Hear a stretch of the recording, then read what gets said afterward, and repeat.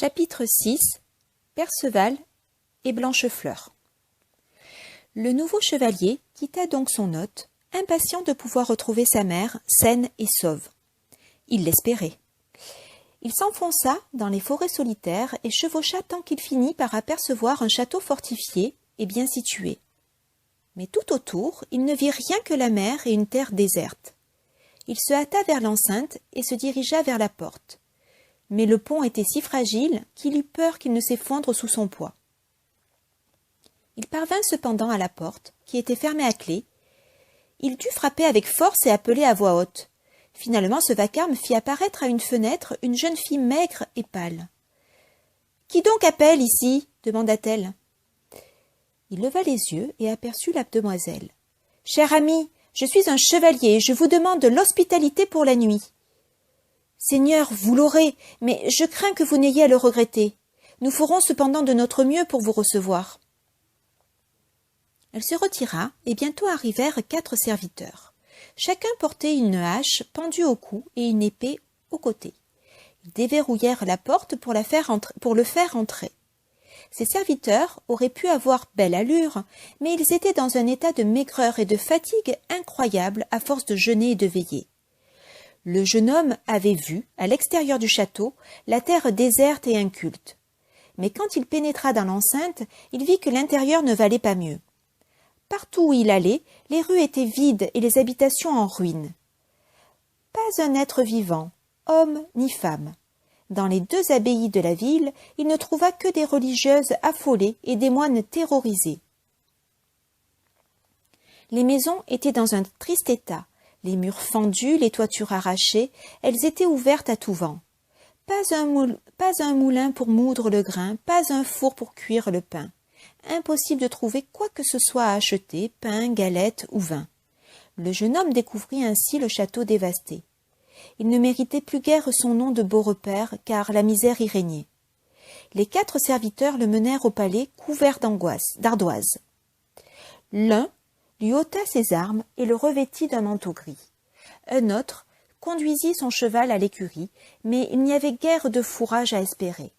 Les autres le firent monter jusqu'à une salle qui était extrêmement belle.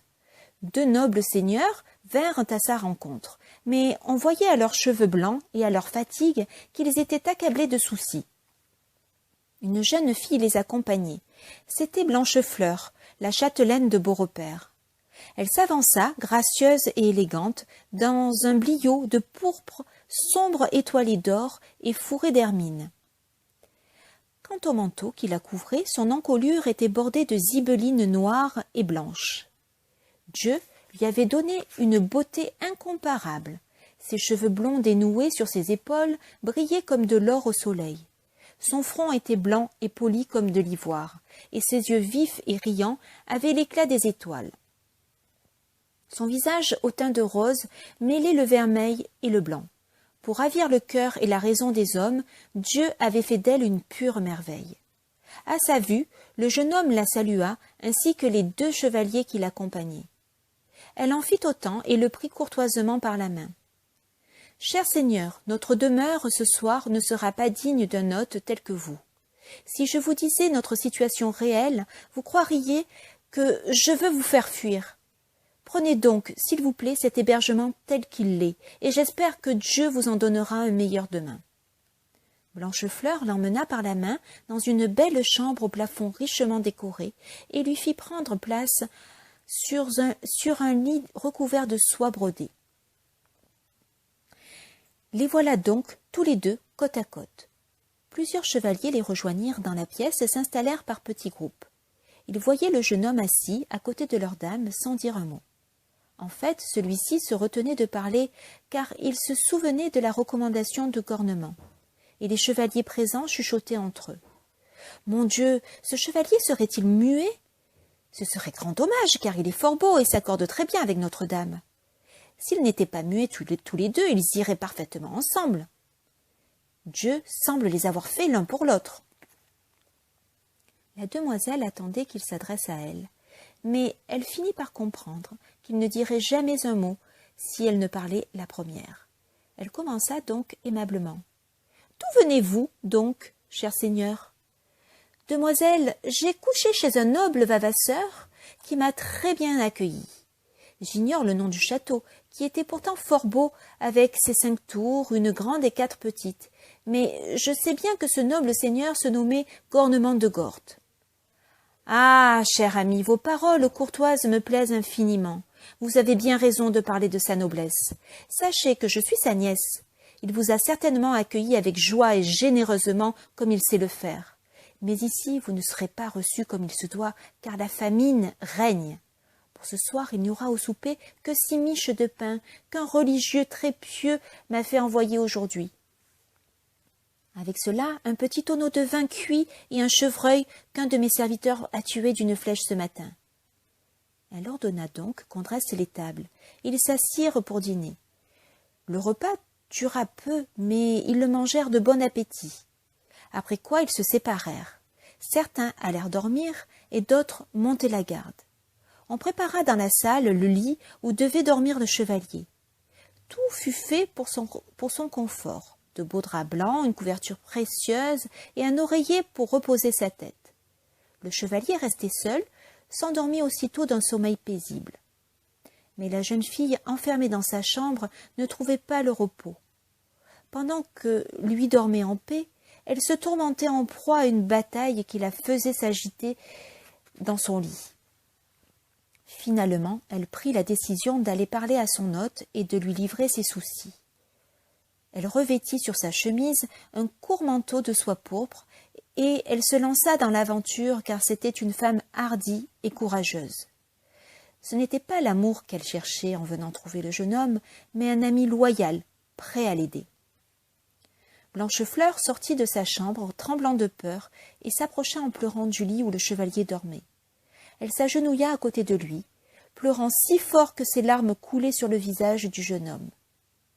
Celui-ci s'éveilla, sentant sa face mouillée, et l'aperçut agenouillée devant son lit.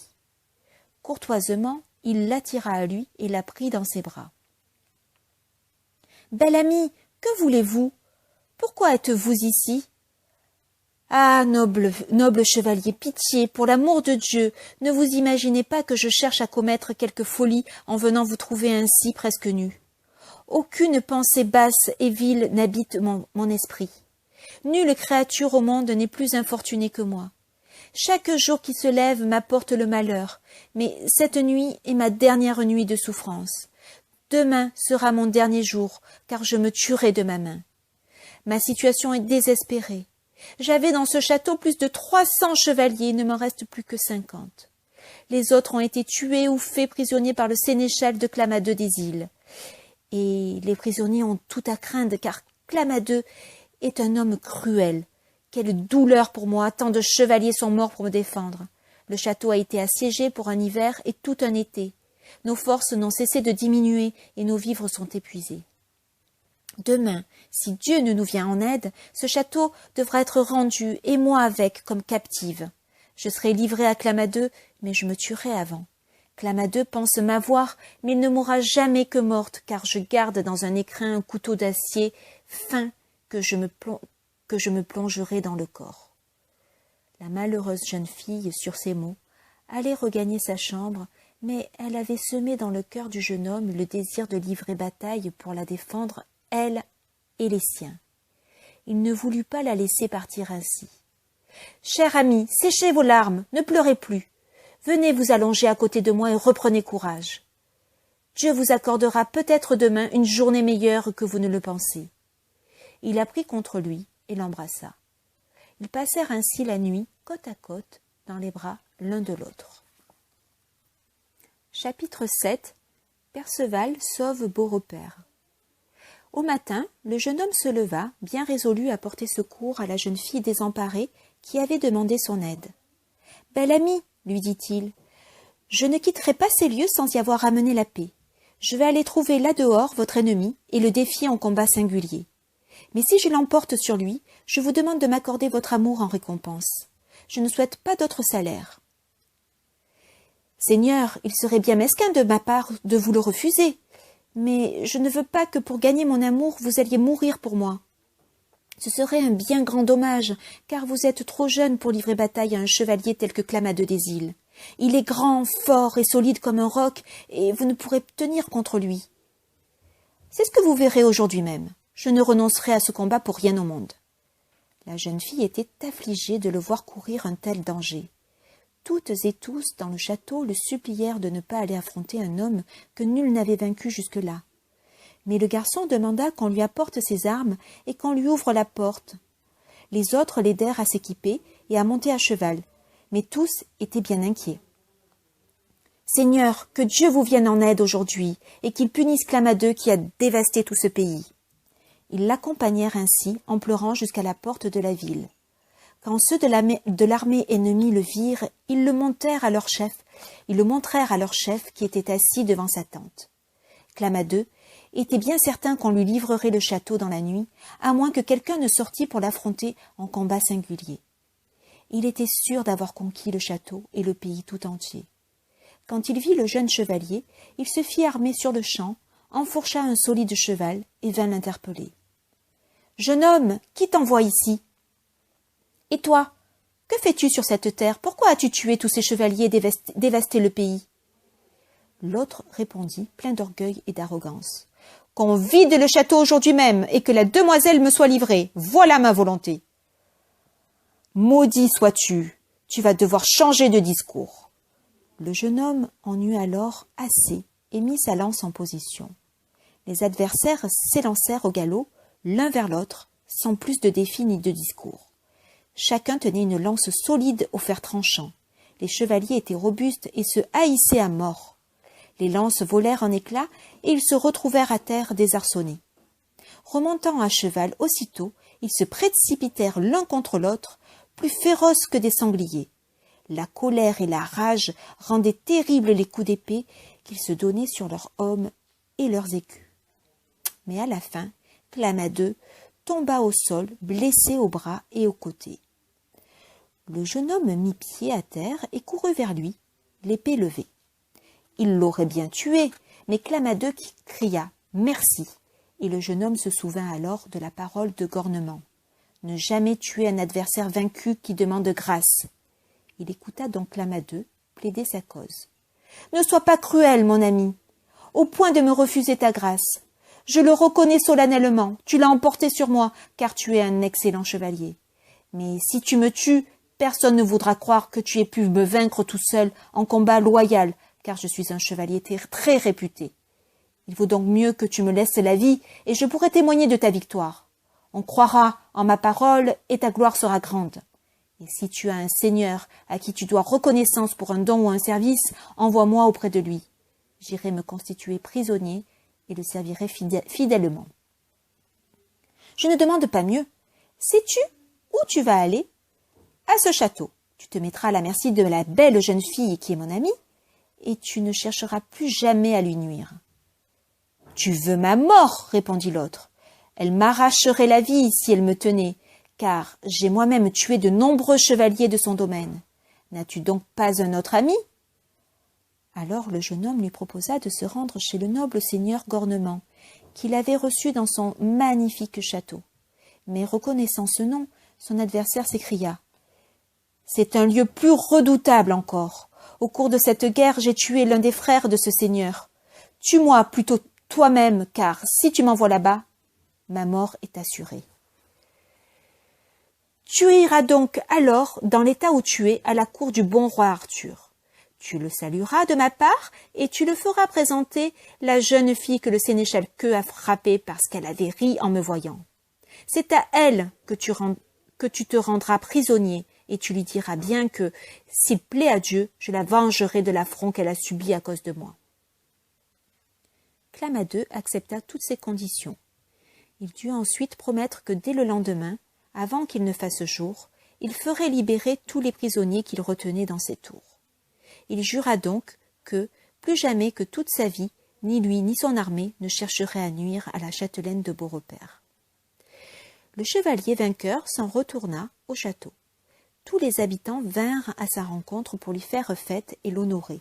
Leur seul regret était de ne pas pouvoir tenir le vaincu. « Pourquoi, Seigneur, ne l'avez-vous pas amené ici ? Pourquoi ne pas lui avoir coupé la tête ? Par ma foi, Seigneur, j'aurais mal agi en vous le livrant. Il aurait connu ici un triste sort. Quant à le tuer, ça aurait été une action bien basse, car il m'avait demandé grâce. Je l'ai donc envoyé prisonnier à la cour du roi Arthur. Il ne vous fera plus jamais de mal. » La demoiselle survint alors, plus joyeuse que jamais. Elle l'entraîna dans ses appartements pour qu'il puisse se reposer à son aise. Au lieu de boire et de manger, ils échangèrent baisers et paroles tendres. Le lendemain se leva un grand vent qui, grâce à Dieu, poussa vers le port 3 beaux navires. C'étaient des marchands qui avaient à vendre tout ce qu'on pouvait désirer: pain, vin et jambon salé, bœuf et porc à abattre, blé en quantité. Ils parvinrent au château, à la grande joie des habitants, affamés par le long siège qu'ils avaient subi. Ceux-ci laissèrent éclater leur soulagement. « Béni soit Dieu qui donna au vent la force de vous amener à bon port. Soyez les bienvenus. » La joie fut complète dans la cité quand ils revinrent, ceux qui avaient longtemps séjourné dans la cruelle prison de Clamadeux. Toutes les cloches des monastères sonnaient pour remercier Dieu. Tous dansaient par les rues et les places. Le château était en liesse. Plus personne pour les attaquer ni leur faire la guerre. Clamadeux, de son côté, fit route vers Disnadaron, où le roi Arthur tenait sa cour. Quand il entra dans la grande salle, un chevalier le reconnut et s'exclama: « Seigneur, voici une aventure extraordinaire. Celui qui arrive ici, c'est Clamadeux des îles, que je connais bien, car c'est mon suzerain. Je croyais qu'il était le meilleur chevalier qu'il pût exister. Mais je vois bien, à l'état où il est, qu'il a trouvé son maître. » Clamadeux se présenta devant le roi. « Que Dieu protège le roi Arthur, le plus noble roi qui soit au monde. Écoutez donc, Seigneur, le message que j'ai à vous livrer. Cela m'est bien pénible, mais je dois reconnaître qu'un chevalier m'a vaincu et m'oblige à me rendre prisonnier à vous. J'ignore son nom, mais ce que je sais, c'est qu'il porte des armes vermeilles et déclare que c'est vous qui le lui avez donné. »« Ami, répondit le roi, dis-moi comment il se porte. Est-il libre et en bonne santé ? » ?»« Mais oui, c'est le plus vaillant chevalier que j'ai jamais rencontré. Je dois dire de sa part à la jeune fille qui l'a accueilli en riant qu'il la vengera de queue et de sa gifle. » Le fou sauta alors de joie. « Seigneur roi, elle sera cher payée, la gifle. Queue en aura le bras cassé, il ne pourra rien faire pour l'éviter. » Le roi se lamentait car Queue l'avait privé d'un chevalier remarquable. À cause de sa mauvaise langue, il l'avait éloigné de la cour. On mena donc Clamadeux dans les appartements de la reine. Il la salua quand il put enfin donner à la jeune fille des nouvelles qui la réjouirent. Elle souffrait encore dans son cœur de l'humiliation qu'elle avait subie. Pendant ce temps, à Beaurepaire, celui qui avait délivré la terre et la jeune fille coulait des jours délicieux avec son ami. Il aurait pu y vivre heureux longtemps, mais un souci le tourmentait. Il pensait à sa mère, qu'il avait vue tomber évanouie et désirait plus que tout aller la voir. Quand il osa finalement demander congé à la jeune fille, elle s'y opposa, et tous ses gens avec. Ils le supplièrent de rester, mais leurs prières ne servirent à rien. Il leur fit seulement une promesse. Si sa mère était en vie, il la ramènerait ici avec lui et gouvernerait ce pays. Si elle était morte, il reviendrait également. Il pouvait en être sûr. Quand il quitta la ville, il laissa son amie Blanchefleur dans le plus profond chagrin, ainsi que tous les autres. Pour l'accompagner, il se forma une procession comme pour les plus grandes fêtes. Les moines et les religieuses avaient revêtu leurs plus beaux ornements, mais ils étaient plongés dans la peine. « Seigneur, ne t'étonne pas si nous pleurons. Tu nous as sauvés de l'exil et rendu nos maisons, et maintenant tu veux nous abandonner. Il est juste que notre douleur soit profonde. » « Mes chers amis, cessez de pleurer. Je reviendrai parmi vous, si Dieu me protège. Il faut bien que j'aille voir ma mère, solitaire dans son manoir de la forêt déserte. N'est-ce pas juste? Je reviendrai de toute façon. Si elle est vivante, elle se fera religieuse dans votre monastère pour mener une sainte vie. Si elle est morte, nous l'enterrerons avec les plus grands honneurs et nous prierons pour que Dieu l'accueille dans son paradis. » Le jeune homme s'éloigna. Chapitre 8. Le mystérieux château du roi pêcheur. Le jeune chevalier cheminait, muni de toutes ses armes. Il suivit sa route une journée entière sans rencontrer une créature capable de le renseigner. Mais il ne cessait de prier Dieu, le Père souverain, pour qu'il lui donne de trouver sa mère en vie et en bonne santé, si c'était sa volonté. Descendant d'une colline, il arriva soudain à une rivière. L'eau était rapide et profonde et il n'osa pas s'y engager. « Ah, Seigneur Dieu, dit-il, je suis sûr que si je pouvais passer cette rivière, je trouverais ma mère de l'autre côté, si elle est encore en vie. » Il se mit à suivre la rive jusqu'à atteindre une paroi rocheuse qui plongeait dans l'eau et il ne put plus avancer. Il vit alors un bateau qui descendait le courant avec 2 hommes à bord. Ils arrêtèrent leur barque au milieu de la rivière et jetèrent l'ancre. Celui qui était à l'avant accrocha un appât au bout de sa ligne et se mit à pêcher.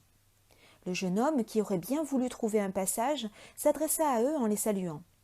« Seigneur, dites-moi si sur cette rivière il y a un pont ou un gué. »« Non, mon ami, lui répondit l'homme qui pêchait. Vous pouvez me croire, vous ne trouverez ni pont ni gué. Il n'y a aucun passage à 20 lieues d'ici, ni en amont, ni en aval. Pourriez-vous alors m'indiquer où je pourrais loger ce soir ? Je crois en effet que vous en auriez bien besoin. Je vais vous héberger cette nuit.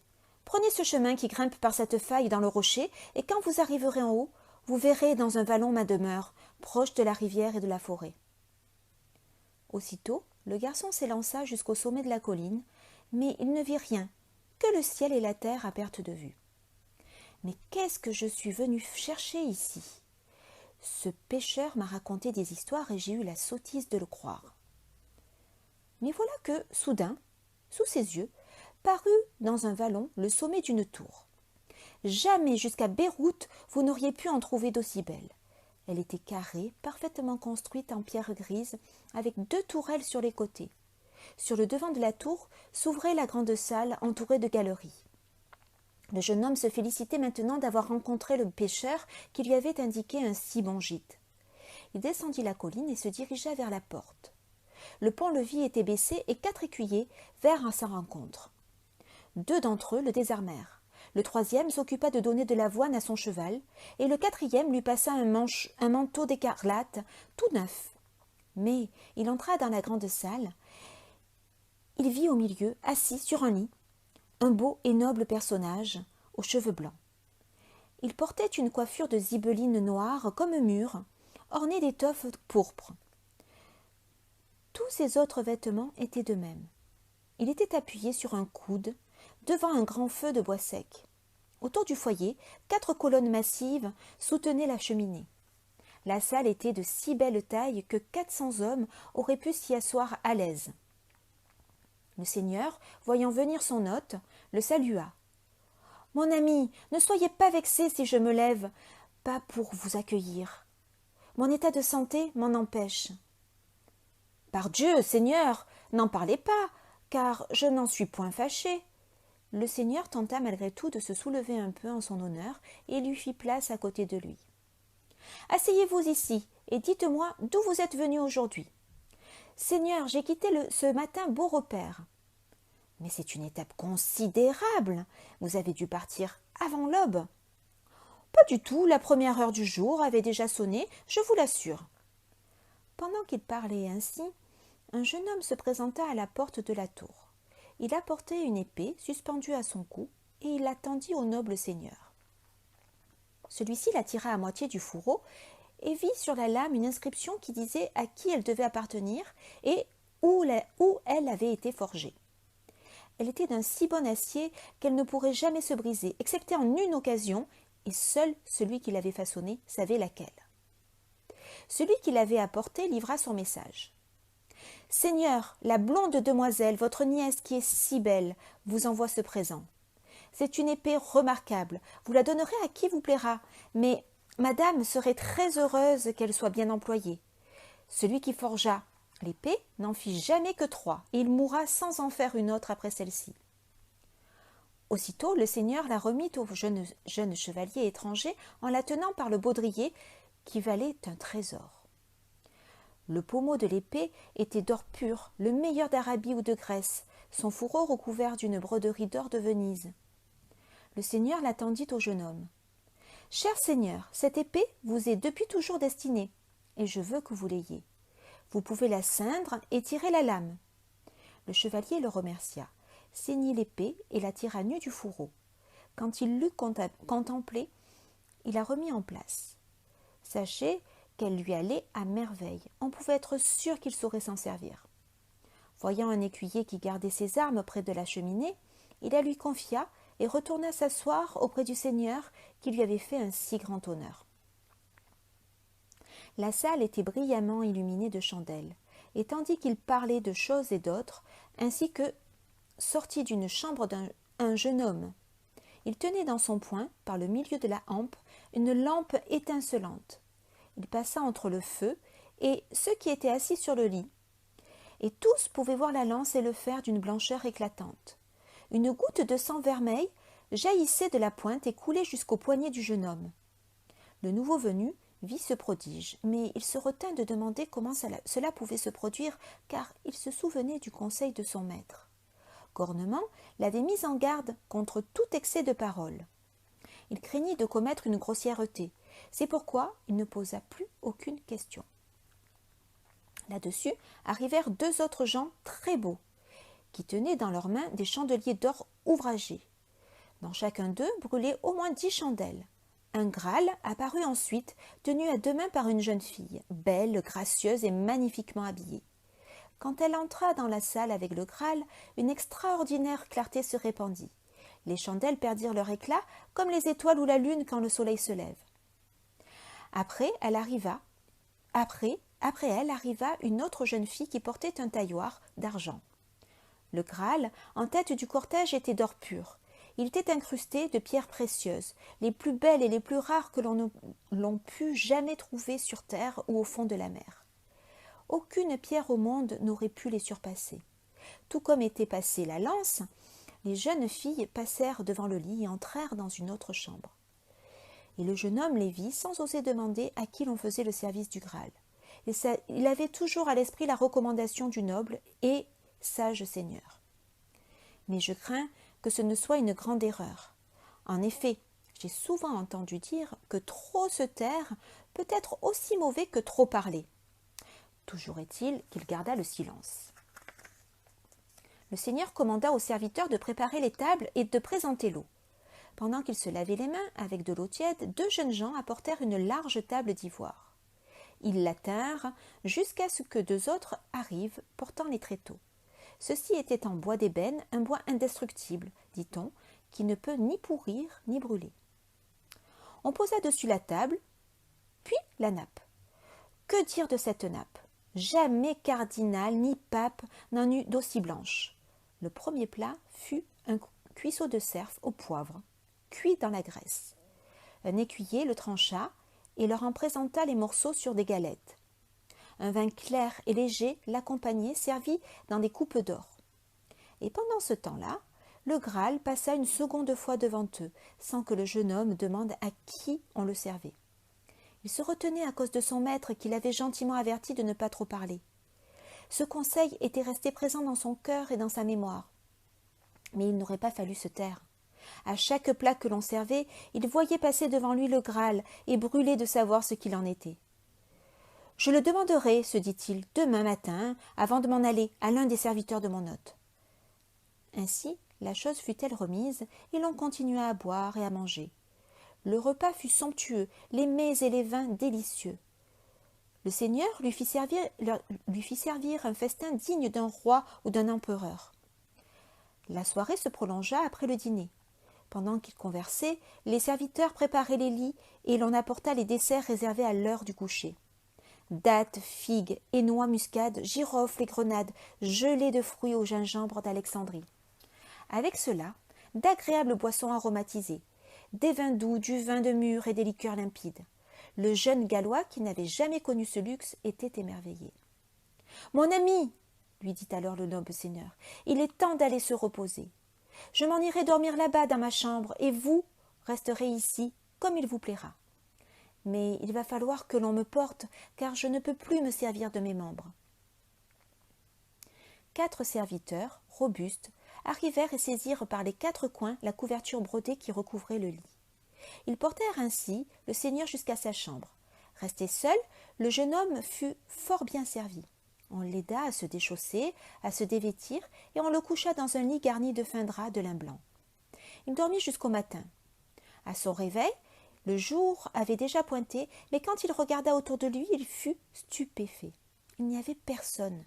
Il se débrouilla tout seul pour se lever, pour s'habiller, alla chercher ses armes qui l'attendaient au bout de la table et les revêtit sans aucune aide.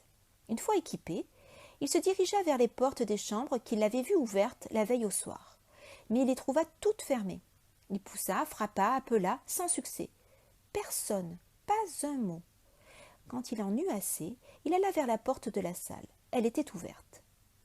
Il descendit l'escalier. En bas, il trouva son cheval sellé, son écu et sa lance appuyée au mur. Il monta à cheval et parcourut les lieux. Il n'y avait personne, ni serviteur, ni écuyer, ni chevalier. Il se dirigea tout droit vers la porte du château où le pont-levis était baissé. On le lui avait laissé ainsi pour qu'il puisse partir plus facilement. Il se dit que s'il allait dans la forêt, il rencontrerait des gens du château. Ils avaient dû partir à la chasse. Il pourrait trouver quelqu'un qui répondra à ses questions. Pourquoi la lance saignait-elle? À qui portait-on le Graal? Il se décida donc à passer la porte, mais n'avait pas encore atteint le bout du pont-levis que déjà celui-ci se soulevait, faisant trébucher son cheval. D'un bond adroit, la bête parvint à se rétablir, mais quand le jeune homme se retourna, il vit le pont relevé. « Hé là, toi qui as relevé le pont, réponds-moi! Où es-tu?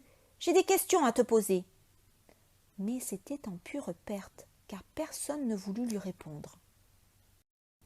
Chapitre 9. La jeune fille éplorée.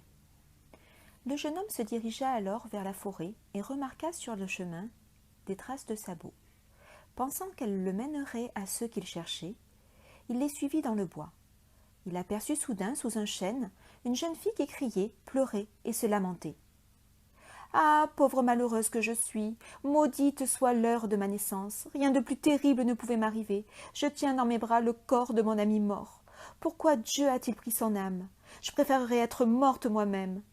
À quoi me sert de vivre, puisque l'être que j'aimais le plus est mort ?» Elle tenait dans ses bras un chevalier dont la tête était tranchée. Le jeune homme s'avança vers elle et la salua. Mais elle garda la tête blessée, continuant à sangloter. « Demoiselle, demanda-t-il, qui a tué ce malheureux qui gît sur vos genoux? »« Cher seigneur, un chevalier l'a tué ce matin. Mais je suis stupéfaite quand je vous regarde. On pourrait chevaucher 25 lieues dans la direction d'où vous venez sans trouver un endroit où se loger. C'est une chose assurée. Or votre cheval a les flancs rebondis et le poil lustré. On voit qu'il a été bien soigné et qu'il n'a manqué ni de foin ni d'avoine. Par ma foi, belle amie, vous ne devez pas bien connaître le pays, car j'ai eu tout le confort possible cette nuit, et dans un lieu très proche d'ici. J'y ai reçu le meilleur accueil. »« Ah, Seigneur, avez-vous donc dormi chez le riche roi pêcheur ?»« Mademoiselle, je ne sais s'il est pêcheur ou roi, mais il est assurément riche et noble. Tout ce que je peux vous dire, c'est que j'ai rencontré 2 hommes hier soir, naviguant dans une barque. L'un des 2 pêchait, il m'a indiqué sa maison et m'a hébergé. Oui, Seigneur, il est roi, je peux vous l'affirmer, mais il fut blessé et mutilé dans une bataille, si bien qu'il est infirme. Une lance le frappa entre les hanches. Il souffre encore tellement qu'il ne peut plus monter à cheval. Quand il veut se distraire, il se fait placer dans une barque et va pêcher à la ligne. C'est pour cela qu'on le nomme le roi pêcheur. Il n'est plus capable de chasser en forêt ou en rivière, ces hommes le font à sa place. C'est pourquoi il aime résider en ce lieu, où il s'est fait construire une demeure digne d'un puissant roi. Demoiselle, par ma foi, tout ceci est vrai. J'ai vu chez lui des choses bien étonnantes. Il m'a fait asseoir à ses côtés et s'est excusé de ne pouvoir se lever pour me saluer. Certes, il vous a fait un grand honneur en vous plaçant à côté de lui. Mais dites-moi, avez-vous vu la lance dont la pointe saigne? Si je l'ai vue? Oui, par ma foi. Et avez-vous demandé pourquoi elle saignait? Je n'ai pas dit un mot. Grand Dieu, sachez que vous avez très mal agi. Et avez-vous vu le Graal? Oui. Je l'ai bien vu. Et qui le tenait? Une jeune fille. D'où venait-elle? D'une chambre. Et où est-elle allée? Elle est rentrée dans une autre chambre. Est-ce que quelqu'un précédait le Graal? Oui, 2 jeunes gens. Et que tenaient-ils dans leurs mains? Des chandeliers garnis de chandelles. Et qui venait après le Graal? Une autre jeune fille. Et que tenait-elle? Un petit tailloir d'argent. Leur avez-vous demandé où ils étaient allés? où ils allaient ainsi? Jamais un mot n'est sorti de ma bouche. Grand Dieu, vous ne pouviez rien faire de pire. Et quel est votre nom, mon ami? Et lui, qui avait toujours ignoré son nom, le devina et dit qu'il s'appelait Perceval le Gallois. Il ne savait s'il disait vrai ou non, mais il ne se trompait pas. La jeune fille se dressa alors face à lui, comme prise de colère. Perceval le malheureux! Ah, infortuné Perceval! Quelle malchance pour toi de n'avoir pas posé ces questions, car tu aurais pu guérir le roi qui est infirme. Il aurait pu retrouver l'usage de ses membres et gouverner la terre en paix. Mais par ta faute, de grandes souffrances adviendront à toi et aux autres. Sache que cela est arrivé à cause du péché que tu as commis à l'égard de ta mère. Elle est morte de chagrin à cause de toi. Je te connais mieux que tu ne me connais, car j'ai été élevée avec toi en son manoir. Je suis ta cousine Germaine et tu es mon cousin Germain. Et je suis affligée que tu n'aies pas demandé ce qu'on fait du Graal et à qui on le porte, tout autant que de la mort de ta mère et de celle du chevalier que j'aimais tant. Ah, cousine, dit Perceval, comment savez-vous que ma mère est morte? Je le sais, car je l'ai vue mettre à terre. Que Dieu ait pitié de son âme, dit Perceval. Vous m'avez raconté une bien triste histoire. J'étais parti en quête pour la retrouver, mais à quoi bon, puisqu'elle est déjà mise en terre? Il me faut maintenant suivre notre chemin. Mais si vous voulez m'accompagner, nous pouvons partir tous deux ensemble. Il n'y a plus rien à faire pour celui qui est mort, je vous l'assure. Laissons les morts avec les morts. Les vivants iront avec les vivants. Ce serait pure folie de rester là, seul avec ce cadavre. Courons plutôt à la poursuite de celui qui l'a tué, et je vous promets que si je le rejoins, l'un de nous deux devra s'avouer vaincu. Mais la jeune fille ne pouvait guère apaiser le chagrin de son cœur, ni abandonner son ami. Elle lui indiqua le sentier qu'avait pris le chevalier cruel qui avait tué celui qu'elle aimait. Puis, voyant l'épée qui pendait à son côté gauche, « Où avez-vous trouvé cette épée? Elle n'a jamais servi ni versé le sang humain. Je sais très bien où elle fut faite et qui la forgea, mais ne lui faites pas confiance, car elle vous trahira. Un jour viendra où, dans un combat, elle volera en éclats. Chère cousine, c'est une des nièces de mon hôte qui la lui a envoyée hier soir. Et il me l'a donnée. C'est un très beau cadeau. Mais ce que vous dites m'inquiète. Comment la faire réparer si elle se brisait? Il faudrait pour cela trouver la route qui mène au lac de Côtoâtre. Là habite un forgeron nommé Trébuchet, qui pourrait la remettre en état en la forgeant à nouveau. Ne laissez aucun autre y mettre la main. Il ne saurait réussir à la ressouder. Alors il s'en alla, et elle resta, refusant de quitter le cadavre de celui qu'elle aimait tant. Chapitre 10. L'orgueilleux de la lande. Perceval suivit les traces de sabots le long du sentier, et il finit par trouver le cheval à qui elles appartenaient. C'était un palefroid, maigre et fatigué qui avançait péniblement au pas. De toute évidence, il était brisé de fatigue et mal nourri. Tout tremblant, les oreilles pendantes, il n'avait que la peau sur les os. Sur son dos, une selle et un harnais dans un état pitoyable. La jeune fille qui montait le pauvre animal était aussi à plaindre que lui. Elle aurait pourtant été fort belle si elle n'avait été dans un si triste état. La robe qu'elle portait était en lambeaux, au point que sa poitrine apparaissait par endroits. On avait bien essayé de la raccommoder avec de la ficelle, mais elle tombait en morceaux. La peau de la jeune fille avait été brûlée, tantôt par la chaleur, tantôt par le gel. Les cheveux défaits, elle laissait voir un visage sillonné de larmes. Perceval, à cette vue, fut pris de pitié et accourut vers elle. Toute honteuse, elle serra contre elle ses vêtements pour tenter de cacher son corps. Quand le jeune homme la rejoignit, il l'entendit se plaindre douloureusement. « Mon Dieu, pourquoi m'as-tu laissé la vie? J'ai enduré les plus grands malheurs sans l'avoir mérité. Envoie-moi, Seigneur, quelqu'un qui m'arrache à cette souffrance, ou bien délivre-moi toi-même de celui qui m'inflige une telle honte. Je ne trouve en lui aucune pitié, je ne peux lui échapper, pourtant il ne veut pas me tuer. Il doit trouver plaisir à me tourmenter ainsi. » Perceval la salua. « Belle amie, que Dieu vous protège. »« Seigneur, vous qui m'avez salué courtoisement, je vous souhaite d'obtenir tout ce que vous désirez, et pourtant, Dieu sait que je ne devrais pas dire cela. » Perceval rougit de honte en entendant ces mots.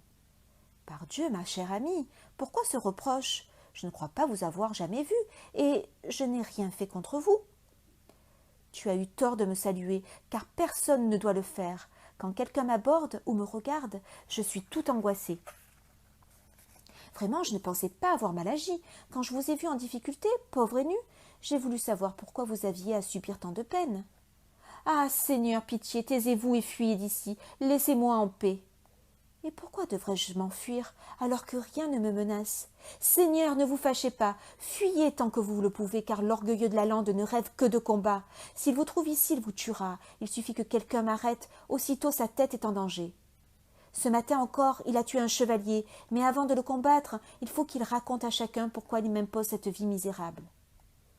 À ce moment, l'orgueilleux sortit du bois et se précipita vers eux, rapide comme la foudre en criant. « Malheur à toi qui t'es arrêté pour parler à cette jeune fille. Sache que ta fin est venue, mais je ne te tuerai pas avant de t'avoir raconté pour quelle raison elle doit subir cette vie indigne. Voici l'histoire. Un jour, j'étais allée chasser, laissant dans ma tente cette demoiselle que j'aimais plus que tout au monde. Voilà qu'arriva par aventure un jeune Gallois. Je ne sais comment il s'y prit, mais il l'embrassa de force, m'a-t-elle dit. Mais était-ce bien la vérité? S'il l'a embrassée malgré elle, n'a-t-il rien fait d'autre? Je n'arrive pas à le croire. Celui qui embrasse une femme ne s'en tient pas là. Celle qui donne sa bouche donne facilement le reste, même si elle fait semblant de résister. En fait, elle veut qu'on la prenne de force. C'est pourquoi je suis persuadée qu'il a couché avec elle. De plus, il a emporté son anneau, un bel anneau que je lui avais offert, et avant de partir, il a bu mon vin et mangé mes 3 pâtés. Maintenant, comme tu vois, mon ami doit payer pour sa folie. J'en ai fait le serment. Son palefroid ne sera pas soigné, sa robe ne sera pas changée jusqu'à ce que j'aie vaincu celui qui lui a fait violence. Je ne serai satisfait que lorsque je lui aurai coupé la tête. Perceval l'avait bien écouté. Il lui répondit sur chaque point.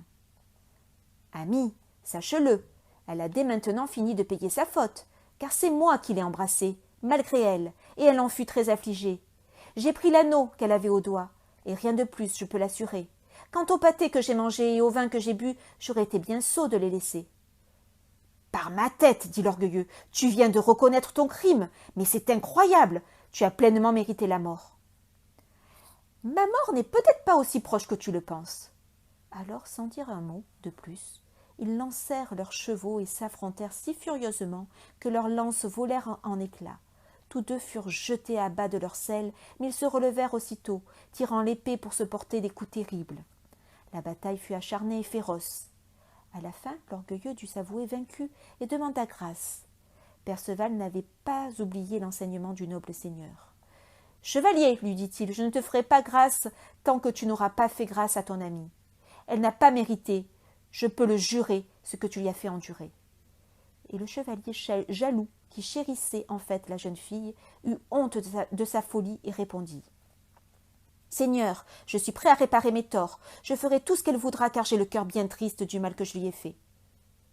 Va donc au manoir le plus proche et fais-lui donner les soins dont elle a besoin. Fais-la baigner et reposer jusqu'à ce que sa santé revienne. Lorsqu'elle sera guérie, prépare-toi à l'emmener, bien vêtue et bien parée à la cour du roi Arthur. C'est là, en effet, que tu iras. Tu le salueras de ma part et tu te mettras à sa merci, dans l'état où tu es maintenant. S'il te demande qui t'envoie, tu lui diras que c'est celui qu'il fit chevalier vermeil sur le conseil de Queue le sénéchal. Il faudra que tu racontes devant tout le monde les tourments injustes que tu as infligés à cette demoiselle. Toute la cour l'entendra, et particulièrement parmi les suivantes de la reine une jeune fille à qui je dois beaucoup. À cause du bel accueil qu'elle m'avait fait en riant de joie, elle reçut de Queue une gifle telle qu'elle en resta tout étourdie. Tu chercheras cette demoiselle et tu lui diras que je ne mettrai pas les pieds à la cour du roi Arthur sans l'avoir vengée. Le chevalier promit de faire tout ce qui lui avait été ordonné. Il irait à la cour d'Arthur aussitôt que la demoiselle serait guérie. Il proposa aussi à son vainqueur de séjourner chez lui pour reprendre des forces et faire soigner ses blessures. Mais Perceval préférait continuer sa route et refusa son offre. Le soir même, le chevalier fit soigner et reposer son ami. Quand sa beauté fut revenue et qu'elle fut parée de magnifiques vêtements, ils se mirent en route vers Carlion, car c'était là que le roi Arthur séjournait. Devant toute la cour rassemblée, 3000 chevaliers de grande valeur, il vint se constituer prisonnier. Accompagné de sa demoiselle, il se présenta devant le roi. « Seigneur, dit-il, je me rends prisonnier et je suis à votre disposition pour tout ce que vous voudrez. » Ainsi me l'a ordonné le jeune homme qui reçut de vous les armes vermeilles. Débarrassez-vous de vos armes et mettez-vous à l'aise, cher Seigneur. Que Dieu bénisse et comble de joie celui qui vous a confié à moi. Soyez le bienvenu. À cause de lui, vous serez apprécié et honoré dans ma demeure. Seigneur, j'ai encore autre chose à dire. Avant d'ôter mon armure, je dois livrer un message à la reine et à ses demoiselles. Qu'elles viennent entendre ces nouvelles, et tout particulièrement la jeune fille qui reçut une gifle pour avoir osé rire. Le roi fit venir la reine qui se présenta avec toutes ses demoiselles qui l'escortaient, en se tenant par la main deux par deux. « Noble reine, dit l'orgueilleux, je vous apporte les salutations d'un chevalier que j'estime beaucoup et qui m'a vaincu par les armes. Il vous confie mon amie, la jeune fille que vous voyez avec moi. » La reine le remercia, et le chevalier conta l'indignité et la honte qu'il lui avait fait subir. Sans rien cacher, il avoua tout, et même les raisons qui l'avaient fait agir ainsi. Après quoi, on lui montra la jeune fille que Queue avait frappée, et il lui dit « Demoiselle, celui qui m'a envoyé ici m'a ordonné de vous saluer et de vous faire connaître son serment. Il n'entrera pas à la cour du roi Arthur avant de vous avoir vengé de la gifle que vous avez reçue à cause de lui. » Le fou fit une cabriole de joie. « Seigneur Queue, vous allez payer votre dette, et bientôt !» Le roi prit alors la parole. « Ah, Queue, tes moqueries m'ont privé d'un excellent chevalier. À cause de ton manque de courtoisie, je crains bien de ne jamais le revoir. » Le roi fit asseoir le chevalier prisonnier et le fit désarmer. Il le dispensa de toute captivité. Monseigneur Gauvin, qui se tenait à la droite du roi, son oncle, lui demanda « Seigneur, comment est-il possible que ce jeune homme ait vaincu un chevalier tel que celui-ci ? Dans toutes les îles de la mer, je n'ai jamais connu personne qui puisse surpasser l'orgueilleux de la lande. Cher neveu, je ne le connais guère et pourtant je l'ai vu. Il m'a demandé de le faire chevalier sur le champ. Je l'ai trouvé beau et bien fait, et j'étais tout disposé à lui faire apporter une armure toute dorée. Mais lui a refusé net. Il ne voulait rien d'autre que l'armure vermeille du chevalier qui venait de me défier en emportant ma coupe d'or. Et que, désagréable comme toujours, lui a dit méchamment « Eh bien, va donc les chercher, ces armes. Le roi te les donne à condition que tu ailles les prendre. » Le garçon n'a pas compris la plaisanterie. Il a cru que le sénéchal parlait sérieusement. Aussitôt le voilà parti à la poursuite du chevalier vermeil. Je ne sais pas exactement comment s'est passée la dispute, mais l'autre l'a frappé de sa lance brutalement, et le jeune homme a répondu en lui envoyant son javelot dans l'œil. Il l'a donc tué et a pris son armure vermeille. Par la suite, il m'a parfaitement servi en m'envoyant des prisonniers de grande valeur que vous pouvez voir ici. Clamadeux des îles et l'orgueil de la lande. Par Monseigneur Saint-David que l'on prie au pays de Galles, je jure de partir à sa recherche où il le faudra, sur terre et sur mer. Je ne coucherai pas 2 nuits de suite au même endroit tant que je ne l'aurai pas trouvé. » Aussitôt que le roi eut prêté ce serment, toute la cour comprit qu'on allait se mettre en route. Vous auriez vu entasser dans les malles draps, couvertures et oreillers, préparer les tentes, charger les charrettes, harnacher les chevaux. Le roi partit de Carlion avec tous ses barons. La cour au grand complet, dames et demoiselles comprises, le suivit pour lui faire honneur. Ils s'établirent le soir même dans une prairie, à la lisière de la forêt.